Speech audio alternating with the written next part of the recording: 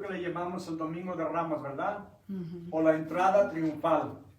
Que en realidad no fue una entrada triunfal completa, ¿saben por qué? Porque el pueblo en su gran mayoría y los líderes religiosos, todos lo rechazaron. Al final que lo crucificaron.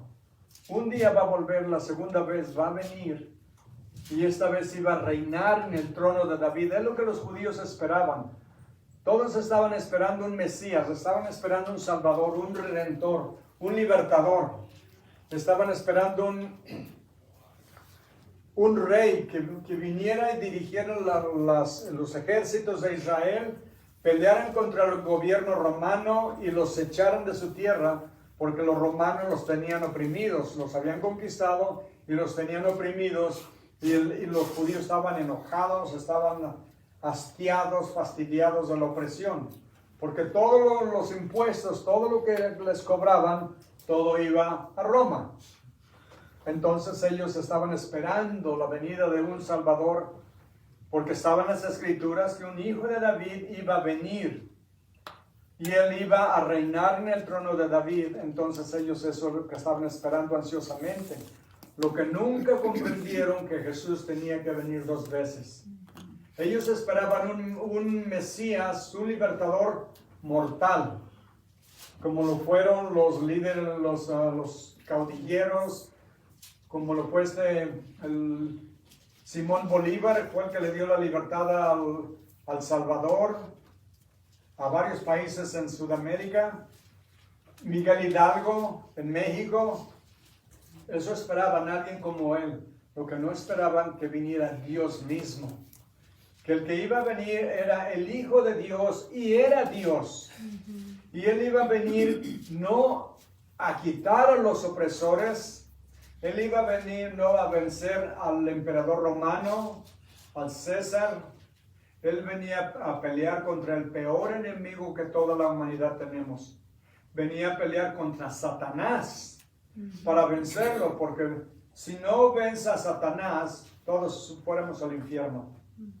Él vino a dar su vida venciendo a Satanás en la cruz, venciendo la muerte cuando resucitó, venciendo el pecado porque pagó por ellos. Amén. Él vino a ser la obra más importante que la humanidad necesitaba. Porque a través de la historia prácticamente todos los países han sido invadidos por otro más fuerte y luego se liberan y luego otro viene y los invade. A Israel le pasó varias veces y a otros países les ha pasado también. Pero siguen los países con problemas políticos, ¿verdad? Pero nosotros, cuando Cristo vino a dar su vida por nosotros y nosotros lo aceptamos, lo recibimos como nuestro Salvador, entonces Él toma todos nuestros pecados y los llevó a la cruz. Pagó por todos nuestros pecados. Dice la Biblia que la sangre de Cristo nos limpia de todo pecado. Entonces vamos a comenzar la entrada triunfal en el capítulo 19, versículo 28. Para cuando llegue Jesús a Jerusalén, a la entrada triunfal, Él venía de Jericó, que está como a 20 millas de distancia. Y la ciudad de Jerusalén está en un cerro. Para llegar a Jerusalén hay que subir. Y luego está el Monte de los Olivos, y de ahí baja uno al torrente de Cedrón, y de ahí suben a la ciudad de Jerusalén, que está en un monte. Entonces Jesús viene, ha caminado como 20 millas con sus discípulos, llega y entra, sube al Monte de los Olivos. Antes de eso llega primero a Betfagé, que está en Betania, al otro ladito del Monte de los Olivos. Ahí pasó la noche. En la mañana, en el día, sube al Monte de los Olivos y va bajando, y es cuando la gente sale toda a recibirlo. ¿Saben por qué? Porque es la semana de la Pascua y los panes sin levadura. Y vienen todos los judíos que tienen la oportunidad de poder venir hacia Jerusalén a celebrar la Pascua. Era una de las 3 fiestas obligatorias que todos los varones judíos tenían que atender. Entonces hay aproximadamente más de como 1,5 millones de gente en la ciudad. Hagan de cuenta, la ciudad de Jerusalén no era más grande que nuestro pueblo aquí. Imagínense 1,5 millones de gente. Estaba lleno toda la ciudad. No había, por supuesto, dónde quedarse a dormir. Entonces, hay un gential y Jesús viene con sus discípulos, los apóstoles. La gente oye que viene el Mesías porque hace unos días atrás Jesús resucitó a Lázaro que estaba enterrado ya por 4 días. Y toda la ciudad lo sabía. Entonces todos los que habían visto los milagros de Jesús, sobre todo el que resucitó a Lázaro, un gential que viene siguiendo a Jesús. Y es donde vamos a tomar la escritura. Dice, dicho esto, versículo 28, iba adelante subiendo a Jerusalén. Les digo, estaba de subida. Y aconteció que llegando cerca de Betfagé y de Betania al monte que se llama de los Olivos, envió 2 de sus discípulos, diciendo, id a la aldea de enfrente, y al entrar en ella hallaréis un pollino atado, en el cual ningún hombre ha montado jamás. Desatadlo y traedlo. Y si alguno preguntare por qué lo desatáis, le responderéis así, porque el Señor lo necesita. ¿No es increíble cómo Jesús viene entrando a Jerusalén? Él no estaba ahí en Jerusalén. Acaba de caminar 20 millas, lo más probable es que pasó la noche en la casa de Marta, María y Lázaro, que está en Betania. Entonces, viene subiendo. ¿Cómo sabe él con ese gential dónde está el burro con su burrito? ¿Cómo sabe que el dueño va a decirle, ¿qué estás haciendo? ¿Por qué lo están desatando? Ahí vemos la omnisciencia de Jesús como Dios, que sabía todo absolutamente lo que iba a suceder, dónde estaba porque el burro no vivía ahí en la calle, ¿verdad? Sabía dónde iba a estar el burro exactamente cuando llegaran y lo que le iban a decir el dueño a los discípulos, que por qué lo desataban, y les dijo, porque el maestro, el Señor lo necesita. Aquí vemos la omnisciencia de Jesús. Dice, ¿por qué lo desatáis? Le responderéis así, porque el Señor lo necesita. Fueron los que habían sido enviados y hallaron como les dijo.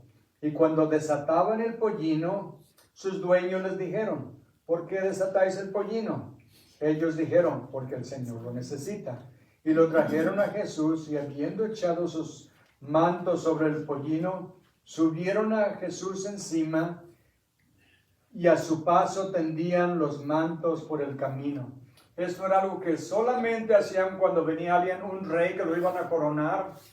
Lo vemos en el Antiguo Testamento, en Primera de Reyes, que lo iban a coronar. La gente ponía ramas, ponían sus capas, su ropa, en una manera de adoración, de alabanza y de sumisión, que aceptaban al que iba a ser su nuevo rey. Y es lo que la gente está haciendo, lo está recibiendo como su Mesías. Y esto lo vemos, hay unas 2 profecías increíblemente maravillosas en el Antiguo Testamento. Una está en el libro de Daniel y la otra está en el libro de Nehemías. Les voy a leer primero la de Daniel. En Daniel 9:25 está una profecía increíblemente maravillosa. Dejen empezar con el 24 porque les voy a explicar por qué las 70 semanas de las que hablo.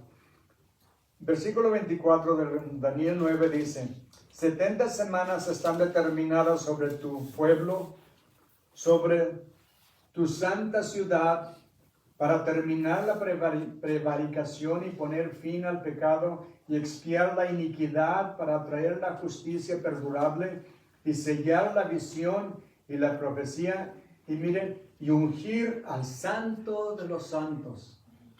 Esta profecía de las 70 semanas está hablando que va a haber 7 semanas de años. Les voy a dar los números. 70 semanas de años son 483 años. De cuando cuando el ángel Gabriel se le apareció a Daniel y le dice que 70 semanas están destinadas a su pueblo, la ciudad de Jerusalén, que son 483 83 años cuando va a venir el Mesías, pero lo van a matar. Es lo que dice. Van a ungir al Santo de los Santos. Son 173,880 días de cuando se da la profecía a cuando Jesús entra el domingo de Ramos a la ciudad de Jerusalén. 173,880 días que se cumplieron exactamente. ¿Y dónde está la orden que les dije que está en el libro de Nehemías? Está en el libro de Nehemías capítulo 2 versículos del 1 al 8. Cuando los judíos todavía estaban de esclavos en Babilonia, que habían venido y se habían llevado a los judíos de esclavos a Babilonia, ahí es donde Dios le dio a Nehemías la profecía. También, o sea, cuando se dio la orden de que regresaran a reconstruir Jerusalén. Y se van conmigo a Nehemías 2, capítulo 2, versículo 1, dice: sucedió en el mes de Nisán, en el año 20 del rey Artajerjes, que estando ya el vino delante de él, del rey, tomé el vino y lo serví al rey. Y como yo no había estado triste en su presencia, me dijo el rey: ¿saben el peligro que había de tener una cara amargada delante del rey? ¿Saben cuál era el peligro? La muerte. Porque toda persona que estaba cerca del rey debería estar bien contenta de que está en la presencia del rey. Y si tiene una cara de amargado, quiere decir que no está contento de estar ante el rey y no merece vivir. Wow. Así de serio era. O por eso dice: nunca había estado yo triste hasta esta vez. Y luego le pregunta el rey: ¿por qué está triste tu rostro? Ahora le dice: pues no estás enfermo. Ahora él da la razón. No es esto sino quebranto de corazón. Entonces temí en gran manera y dije al rey: para siempre vive el rey. ¿Cómo no estará triste mi rostro cuando la ciudad, la casa de los sepulcros de mis padres, está desierta y sus puertas consumidas por el fuego? ¿Por qué? Porque cuando Babilonia los conquistó, quemaron la ciudad y el templo, destruyeron todo. Entonces por eso está todo destruido, consumido por el fuego. Versículo 4. Me dijo el rey: ¿qué cosa pides? Entonces oré al Dios de los cielos y dije al rey: si le place al rey y tu siervo ha hallado gracia delante de ti, envíame a Judá, a la ciudad de los sepulcros de mis padres, y la reedificaré. Entonces el rey me dijo, y la reina estaba sentada junto a él: ¿cuánto durará tu viaje? ¿Y cuándo volverás? Le agradó al rey enviarme después de que yo le señalé tiempo. Además dije al rey: si le place al rey, que se me den cartas para los gobernadores al otro lado del río. Dice: para que me franqueen el paso, que le den permiso hasta que llegue a Judá. Y carta para Asaf, guarda del bosque del rey, para que me dé madera para enmendar las puertas del palacio de la casa, o sea, del templo, y para el muro de la ciudad, y en la casa en que yo estaré. Y el rey me concedió el rey, según la benéfica mano de Dios sobre mí. El rey le está dando el permiso de regresar a Judá, a Jerusalén, a reconstruir la ciudad, las murallas y las puertas. Le da la carta para que le puedan dar la madera, todo lo que necesite. Aquí es cuando dan la orden. Ahora regresemos a Mateo. Y el rey le dio el permiso, le dio las cartas de paso y para que le provean todo lo que necesita. Es cuando la profecía de Daniel también se cumple. Cuando Jesús entra a Jerusalén, la orden de que pudiera regresar a Jerusalén a reconstruir la ciudad fue dada en marzo 5 del año 444 a.C. Y se cumplió el 30 de marzo del año 33 después de Cristo. exactamente el domingo de Ramos cuando Jesús entró a la ciudad. Y vamos a ver por qué es tan importante, porque Jesús va a llorar sobre la ciudad, porque sabe que la van a destruir. Y miren lo que les va a decir ahorita que lleguemos ahí. Vimos el versículo 36, y a su paso tendían sus mantos por el camino. Cuando llegaba ya cerca de la bajada del monte de los olivos, toda la multitud de los discípulos, gozándose, comenzó a alabar a Dios a grandes voces por todas las maravillas que habían visto, diciendo: bendito el que viene en el nombre del Señor, paz en el cielo y gloria en las alturas. Vemos a toda la multitud, les digo, hay más de 1 millón de gente en la ciudad, y están celebrando, están tendiendo sus mantos. ¿Por qué? ¿Saben por qué le llaman los Domingos de Ramos? Porque cortaban las hojas de las palmas y las ponían en el camino para que pasara Jesús en su burrito, y por eso se le llama Domingo de Ramos. Porque ponían las palmas, las palapas de las palmas en el camino para darle reverencia y adoración a Jesús. Y toda la multitud, pero piensen en una cosa, piensen en esta. Mucha de esta gente que está ahorita gritando, cantando, celebrando, gozándose de que ha llegado finalmente el libertador, que los va a liberar de la esclavitud de los romanos. Estos mismos, cuando vean que Jesús no va a hacer lo que ellos esperaban, que venciera, peleara contra los romanos, que levantara ejército, la gente se volcara contra los invasores, los echaran de Jerusalén y de Israel, y Jesús reinara en el trono de David, como están las profecías. Como Jesús no hizo eso, sino que se dejó crucificar, la gente se volteó contra él, mucha gente. Claro, los que realmente creían en él, lo siguieron fielmente y lloraron cuando vieron a Jesús crucificado de seguro. Pero mucha de la multitud que gritaba aquí: bendito el Rey que viene en el nombre del Señor, paz en el cielo y gloria en las alturas. Esto fue el domingo. El viernes siguiente, Viernes Santo, estaban gritando: crucifícalo, crucifícalo. Les dice Poncio Pilato: ¿se de crucificar a su rey? Y dicen ellos: no tenemos más rey que César. César era el emperador en Roma en ese tiempo. Y dijeron que su sangre estuviera sobre nuestras cabezas y las cabezas de nuestros hijos. O sea, una maldición. Se echaron una maldición ellos mismos, y por eso sufrieron todas las consecuencias. 40 años después, la legión 10ª del ejército romano, dirigido por Tito Vespasiano, vino y sitió la ciudad, y nadie podía entrar ni salir, y miles murieron de hambre, al grado que se comían a los que se estaban muriendo. Algo horrible, horrible que sucedió, porque rechazaron al Salvador que vino a salvarlos. Ellos esperaban un libertador del gobierno romano. Dios les mandó un libertador del pecado que los mandaba al infierno. Y eso es lo que les quiero decir en este día, que Jesús vino a hacer una entrada triunfal, ¿verdad?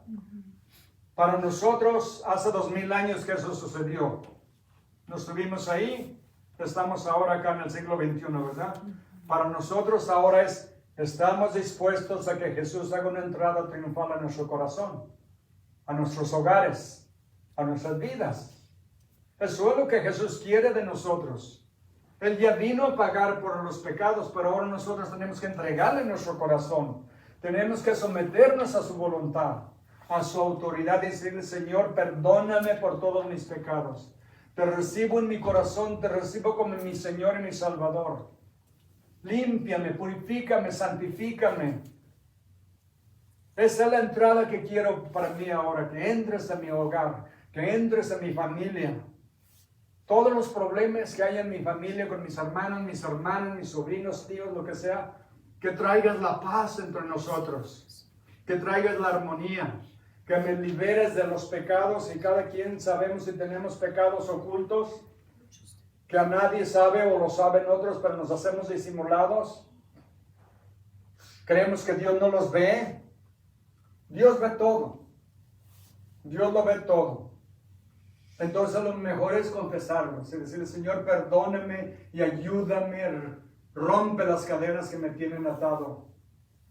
Eso es lo que queremos para nosotros, una libertad completa y absoluta de las cadenas que el enemigo tiene sobre nosotros. Si tiene alguno de ustedes aquí ahora, tiene rencor, tiene odio, tiene celos contra alguien, déjenme decirle, esas son cadenas que lo tiene atado. Y a veces la persona que odia es el que está atado a las cadenas. La persona que es odiada ni cuenta se da o no le importa. Pero son las cadenas que nos atan a nosotros. Y cuando perdonamos a alguien, al que nos hizo algo, por justificado que sea el coraje que tenemos o el odio que tengamos, dices, pues es que a mí me hicieron eso, sí, es verdad. Pero a la persona que va a ser liberada es la que perdona, porque es la que está esclavizada por el rencor, por el odio, por los celos, por lo que sea. Esas son las cadenas que nos tienen atados. Y Él quiere liberarnos, a eso vino. Él vino a liberar a su nación, pero del pecado, no de la esclavitud de los romanos, porque todos tenían que morir un día. Pero ¿a dónde van a ir cuando mueren? Eso es lo más importante, la pregunta más importante que tenemos. Hay unas 2 o 3 preguntas cruciales en nuestra vida. Una, ¿por qué estoy aquí? ¿Por qué estoy aquí? ¿Por qué nací? ¿O por qué nací en esta familia? A veces no nos gusta nuestra familia, ¿verdad? Decimos, ¿cómo no me puso Dios en otra familia? Porque esta como que no califica. Otras veces decimos, ¿cuál es el motivo de que estoy aquí? La más importante de todas es ¿a dónde voy a ir cuando muera? Esa es la pregunta más importante que todo ser humano se puede hacer. ¿A dónde voy a ir cuando muera? Y la respuesta la tenemos en la Biblia. Que muramos a nosotros mismos, muramos al pecado, a los deseos de la carne, a la avaricia, al rencor, a los celos, todo. Y vivamos para Cristo. Como dice la Biblia, el que no escatimó, sino que lo entregó por nosotros, ¿cómo no nos dará con Él todas las cosas? El que no escatimó a su Hijo, sino que lo entregó a que muriera en la cruz, ¿cómo no nos va a dar Dios todas las cosas? El perdón, la paz que sobrepasa todo entendimiento. ¿Saben? No hay mejor almohada ni colchón que una conciencia tranquila. Y para tener una conciencia tranquila hay que despegarnos y desesclavizarnos de todo lo que nos ata de la carne. Él vino a liberar a su pueblo de la esclavitud del pecado. Un día va a regresar de nuevo. Les dije, hay 70 semanas, 69 semanas ya se cumplieron cuando Cristo murió en la cruz. Faltan una semana de 7 años. De las 70 semanas que vimos en Daniel 7, 24, se cumplieron 69 semanas, falta una por cumplirse. Esa se va a cumplir en el tiempo de la tribulación, que va a durar 7 años. La primera parte es llamada la tribulación, la segunda parte la gran tribulación, donde prácticamente la gran mayoría de la gente va a morir. Por todo, ya estudiamos el libro de Apocalipsis, nos duramos como un año estudiando el libro de Apocalipsis y vimos, hay 21 juicios que Dios va a mandar. Todo va a empezar cuando aparezca el anticristo. Después del anticristo trae la guerra, después de la guerra viene la muerte, luego viene el hambre, vienen las enfermedades. Y para los primeros 6 juicios, una tercera parte de toda la gente del mundo habrá muerto ya. ¿Cuánta gente hay ahorita en el mundo? Hay como unos 8 billones y feria, ¿verdad? Una tercera parte, ¿cuánto sería? 4. No, la tercera parte de 8. 2. 2. millones. 2 billones de gente van a morir en las guerras. Y los que sigan después, porque no va a terminar todo ahí. Es la séptima semana que falta por cumplirse. Las otras 69 ya se cumplieron. Cristo las cumplió. De nuevo les digo, fueron 483 años o 173.880 días. La orden se dio en marzo 5 del año 444 antes de Cristo. Se cumplió el 30 de marzo del año 33 después de la muerte de Cristo. La Biblia es tan precisa que no tiene ningún error y nunca ha fallado ninguna de las profecías. Dejen continuar porque miren lo que dice enseguida. Bendito el que viene en el nombre del Señor, paz en el cielo y gloria en las alturas. En el libro de Zacarías 9:9 hay una profecía que habla claramente sobre esto. Lo que están ellos diciendo ahorita, gritando, cantando, en Zacarías 9:9 dice, alégrate mucho, hija de Sión, y se refiere a Jerusalén. Da voces de júbilo, hija de Jerusalén. He aquí, tu rey vendrá a ti, justo y salvador, humilde y cabalgando sobre un asno, sobre un pollino, hijo de asna. ¿Ven la claridad, la exactitud de las profecías? Les digo, la Biblia es la palabra de Dios, es eterna, infalible, inerrante, indestructible y santa. Nunca hay un error. Otra cosa, les he dicho antes, ¿verdad? ¿Cuándo Jesús pidió disculpas por algo que hizo o dijo? Nunca. Otra más. ¿Cuándo pidió consejo? Que alguien le dijera lo que tenía que hacer. En ningún lugar de la Biblia. ¿Por qué? Porque él lo sabía todo. Era hombre, pero era también Dios. Y él lo sabía todo, no tenía por qué. Nunca pidió disculpas ni cuando se tardó 4 días para ir a resucitar a Lázaro, porque lo tenía todo perfectamente planeado así. Continuamos, regresamos. Versículo 39. Entonces algunos de los fariseos de entre la multitud le dijeron, Maestro, reprende a tus discípulos. Él, respondiendo, les dijo, os digo que si estos callaran, las piedras clamarían. Las piedras clamarían, y esto es una manera simbólica de hablar, porque en uno de los salmos, en el Salmo 98, versículo 4 al 9, dice la Biblia, cantad alegres a Jehová toda la tierra, levantad la voz, aplaudid y cantad salmos a Jehová con arpa y voz de cántico. Clamad con trompetas de sonido, de bocinas delante del Rey Jehová. Ahora miren en el 7. Brame el mar y su plenitud. El mar va a bramar.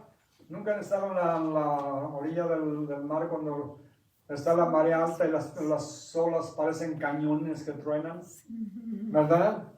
Habla uno y no se puede oír. Puede uno gritar y no lo oyen. Del tremendo, dice, brame el mar y su plenitud, el mundo y los que en él habitan. Los ríos batan las manos. ¿Cómo los ríos van a aplaudir? Les digo, es poético, es simbólico, pero al mismo tiempo no es imposible que la creación alabe a Dios. No es imposible que la creación alabe a Dios. Los montes todos hagan regocijo delante de Jehová, porque vino a juzgar la tierra. Juzgará al mundo con justicia y a los pueblos con rectitud. ¿Saben? Las estrellas en el espacio emiten sonidos. Entre más grande el planeta, el sol, son gigantescos, cientos de veces más grandes que el sol. El sonido de una estrella grande es un sonido bajo, sonoro, como de una ¿cómo le llaman esa?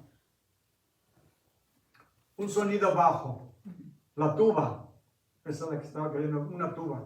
Y si es más pequeño, es más alto, como un violín.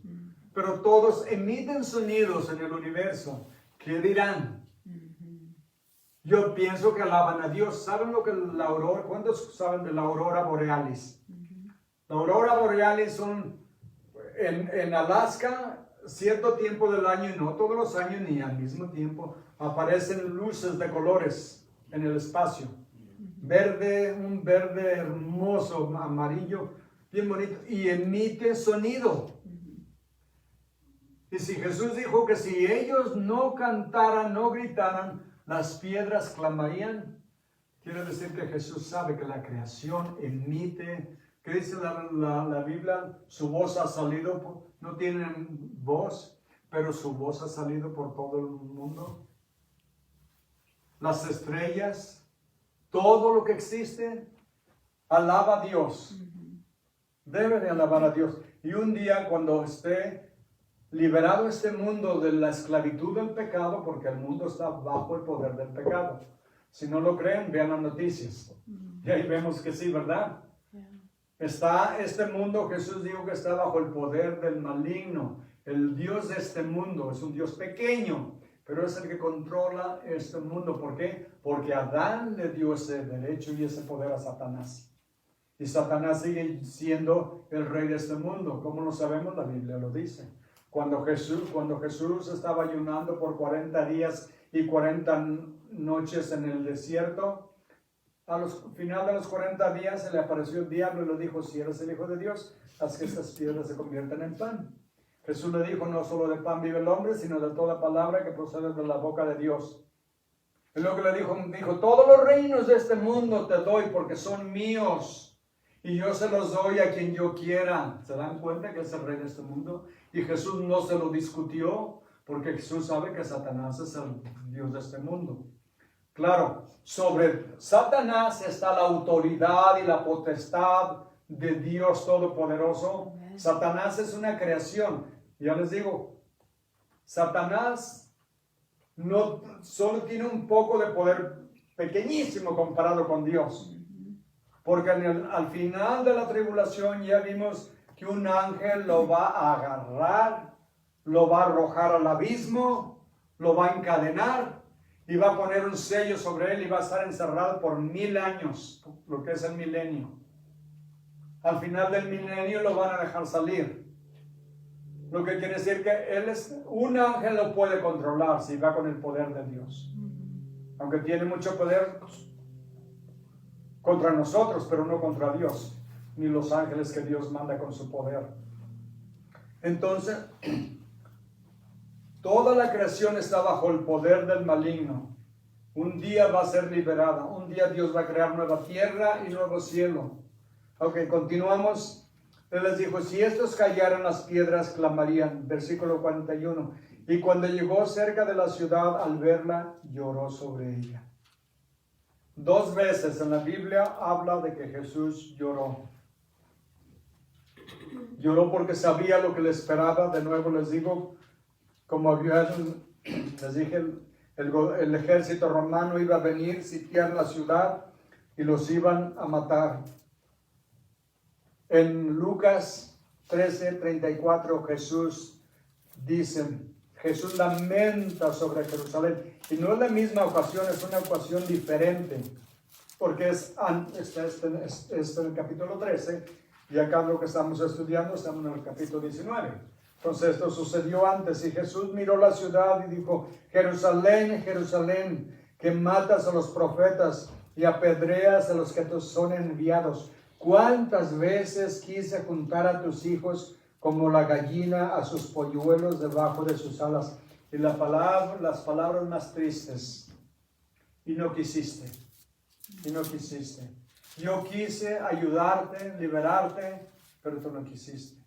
Y lloró sobre la ciudad. Aquí de nuevo Jesús llora sobre la ciudad.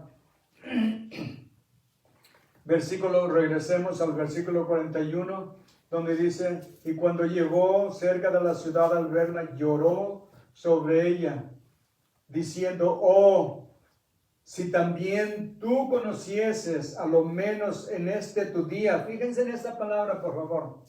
En este tu día, en que se está cumpliendo la profecía de Daniel y de Nehemías, que está entrando a Jerusalén el 30 de marzo del año 33. En este tu día, si supieras. Por eso Jesús siempre discutía con los fariseos y los líderes religiosos. Decía, ustedes no saben las escrituras. Ustedes tuercen las escrituras. Ustedes enseñan las tradiciones de hombres. Y hacen a un lado la palabra de Dios. Por eso es tan importante estudiar la Biblia, porque la religión solo revuelve todo. El hombre le agrega sus doctrinas, sus dogmas a lo que es la palabra de Dios, y al rato la gente ya no sabe cuál es la palabra de Dios y cuál es la invención del hombre. Y la enseñan como si fuera verdad, pero no es verdad. Solo la palabra de Dios tiene el poder y la autoridad, porque es la palabra del Dios eterno. Y tiene el poder de transformar nuestras vidas.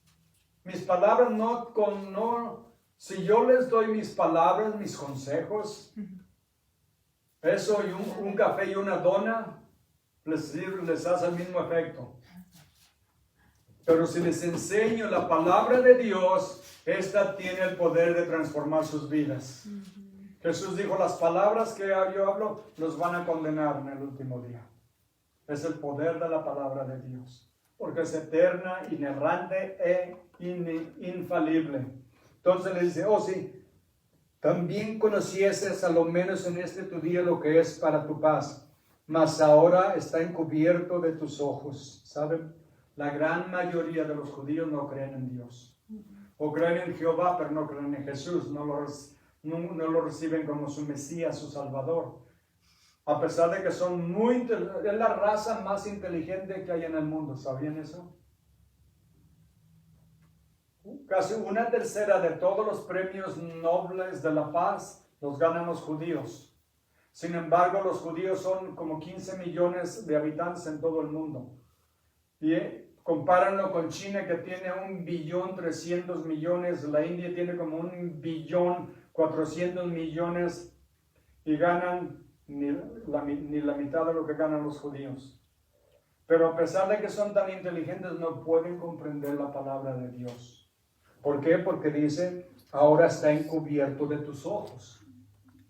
En Romanos capítulo 11, versículo 26, dice que un día todo Israel será salvo. Pero eso es hasta el final de la tribulación, cuando Dios va a ponerles un nuevo corazón y una nueva alma. Les va a abrir los ojos y van a llorar como el que llora por un hijo primogénito. Porque se van a dar cuenta cuando venga Jesús, y pienso yo que va a traer todavía las huellas, las cicatrices de donde le pusieron las estacas, las alcayatas. Le llamamos clavos, pero eran gruesas, largas. Y le van a decir, ¿dónde recibiste esas heridas? Y les va a decir, en la casa de mis amigos. En Zacarías, está en el libro de Zacarías. Lo van a reconocer y van a llorar, porque se van a dar cuenta, Él es el que vino a morir en la cruz por nosotros y nosotros lo rechazamos. Nosotros dijimos como nación que su sangre sea sobre nuestras cabezas y sobre las cabezas de nuestros hijos. Tuvieron la oportunidad y la desperdiciaron. La despreciaron. Para entonces, cuando venga Jesús, 2/3 partes de los judíos, dice Apocalipsis, que van a morir en la gran tribulación. 2 de cada 3 van a morir. Si ahorita viniera Jesús y ahorita fuera el Apocalipsis, hay 15 millones en todo el mundo, 10 millones morirían. Tienen los ojos vendados. Pablo mismo dice que un día Dios les va a quitar las escamas de los ojos. Y miren lo que les dice, lo que va a suceder después de que lo rechazan. Versículo 43. Porque vendrán días sobre ti cuando tus enemigos te rodearán con vallado y te sitiarán y por todas partes te estrecharán y te derribarán a tierra y a tus hijos dentro de ti, y no dejarán en ti piedra sobre piedra, por cuanto no conociste el tiempo de tu visitación. ¿Se dan cuenta? Porque no conociste el tiempo de tu visitación. En Mateo 24:2 Dice la palabra de Dios, respondiendo él les dijo, ven todo esto, y esto es cuando salieron del templo, subieron al monte de los olivos, se sentó ahí Jesús con sus discípulos, y los discípulos le dijeron, mira Jesús, todos estos edificios, porque no solo era el templo, tenía muchos edificios alrededor donde vivían los sacerdotes, los levitas, los trabajadores, era un lugar hermoso, era una de las maravillas del mundo antiguo, el templo en Jerusalén. Bueno, leo desde el 1, dice, cuando Jesús salió del templo y se iba, se acercaron sus discípulos para mostrarle los edificios del templo. Y respondiendo, él les dijo, ¿veis todo esto? De cierto os digo que no quedará aquí piedra sobre piedra que no sea derribada. Otra profecía que se cumplió exactamente como Jesús lo dijo, aproximadamente casi 40 años después vinieron los romanos, como les decía, Tito Vespasiano, el general de la 10ª legión del ejército romano, sitió la ciudad, la destruyó, y habían dado órdenes que no destruyeron el templo. ¿Saben por qué? Porque el templo todo en el frente estaba cubierto de oro, de puras placas de oro, racimos que representaban a Israel. Y un soldado, dice que un soldado andaba borracho, eso dice la historia, no está en la Biblia, lanzó una flecha y incendió el templo y se empezó a quemar. El templo se quemó y todo el oro se metió entre las grietas de las paredes, y los soldados romanos, para robarse el oro, empezaron a aventar todas las piedras al vacío. ¿Saben qué? Hemos estado nosotros ahí. Hemos visto esas piedras. Yo me senté en una de esas piedras en Jerusalén. Ahí están las piedras. Lo que es la parte donde estaba el templo está como unos 3 metros de alto o más, unos 30, 40 pies de alto, donde estaba el templo, y aventaron todo hasta abajo. Todavía están las piedras donde cayeron las piedras grandes. Está todo el piso medio chueco donde están las tremendas piedras que cayeron desde arriba, comprobando sin lugar a dudas que la palabra de Jesús se cumplió. ¿Se dan cuenta? Exactamente lo que les dijo, no quedará piedra sobre piedra, será arrasada toda. Exactamente hicieron eso los romanos. Por eso les digo que la entrada triunfal no fue tan triunfal porque lo rechazaron. Fue triunfal porque reconocieron, pero no todos. Pero un día va a regresar. Y entonces va a venir, no va a venir solo. No va a venir en un burro. Va a venir en un caballo blanco. Que todos los generales y los reyes cuando venían en plan de guerra, venían en un caballo. Regularmente era blanco porque era el del héroe. Y venían en plan de guerra. Cuando venga Jesús, nos dice el libro de Apocalipsis, en el capítulo 18, 19, cuando Jesús va a regresar, viene en un caballo blanco. Ahora no viene en son de paz, ahora viene en son de guerra. A destruir a todas las naciones que han destruido a su pueblo, y va a venir y van a rodear la ciudad de Jerusalén para destruirla de una vez por todas. Jesús va a aparecer. Y nosotros no vamos a pelear, vamos a venir con él en caballos también. Eso nos dice en Apocalipsis. Pero lo único que tiene que hacer es dar su palabra y todos son eliminados. No necesita ni sacar la espada. Con su palabra es una espada de doble filo que va a destruir a todos sus enemigos. Va a cumplir las profecías, todas exactamente las que ellos esperaban y las que no esperaban de la segunda venida. Por eso les digo, es tan maravilloso estudiar la palabra de Dios. Porque nos enseña todo. Lo que ha sucedido está escrito en la Biblia, que iba a suceder así. Ahora lo que falta por suceder se va a cumplir. De las profecías de que iba a venir Jesús la primera vez, déjenme decirles, déjenme ver. Hay aproximadamente, he leído, como 900 profecías en la Biblia que Jesús iba a venir la primera vez. Hay el triple de profecías de que va a regresar la segunda vez. Va a regresar la segunda vez y todas se van a cumplir exactamente como Él lo dijo. ¿Por qué? Porque es la palabra de Dios. Y la palabra de Dios nunca falla. ¿Qué dijo Jesús? El cielo y la tierra pasarán, pero mis palabras no pasarán hasta que todas sean cumplidas. Así es que pongamos nuestra fe en Él. Vamos a orar.